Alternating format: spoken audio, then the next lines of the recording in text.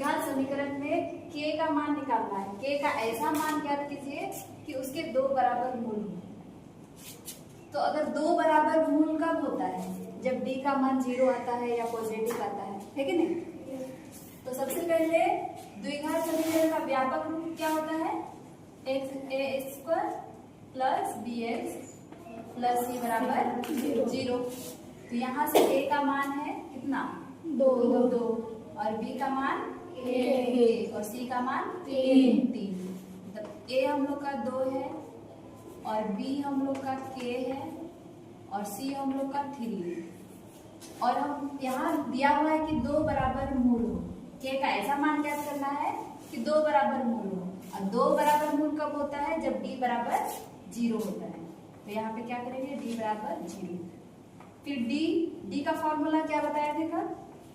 b² minus 4ac बराबर करेंगे 0 के। अब देखो यहाँ से b² b की जगह क्या है? k।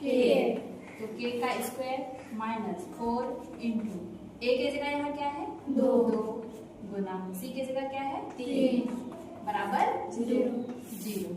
अब यहाँ से सॉल्व करेंगे। k² हो जाएगा यहाँ पे k², फिर माइनस इसको गुना करो, 4 दूनी 8, 8 किया 24 बराबर हुआ 0। यहाँ से k² माइनस 24 को बराबर के उधर लेके जाएंगे तो प्लस 24 हो जाएगा। फिर यहाँ से k का मान जो निकालेंगे, स्क्वायर हटाएंगे तो इधर क्या चढ़ेगा? रूट चढ़ जाएगा। अब k बराबर हो गया, इसका वर्गमूल निकालेंगे। ऐसे अगर नहीं पता तो क्या करेंगे? एलसीएम निकालेंगे। 2 से 2 1 2 2 दूनी 4, फिर 2 छक्के 12, 2 दिया 6।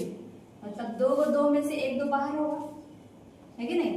2 को 2 में से 1 2 बाहर और रूट के अंदर क्या बचेगा? 3 दूनी 6। ये प्लस माइनस लिखना है। अब k का 2 मान आया, एक बार +√6 और एक बार -2। ये हम लोग का 2 को मोल मिलेगा। ठीक है। Class 10 NCERT exercise 4.3। क्या एक ऐसी आम की बगिया बनाना संभव है जिसकी लंबाई चौड़ाई से दुगनी हो और उसका क्षेत्रफल 800 मीटर स्क्वायर हो? यदि है तो उसकी लंबाई और चौड़ाई ज्ञात कीजिए। तो यहाँ पे क्वेश्चन में दिया हुआ है कि लंबाई जो है वो चौड़ाई से दुगनी है। तो ये आम का बगिया है जो आयत की तरह है।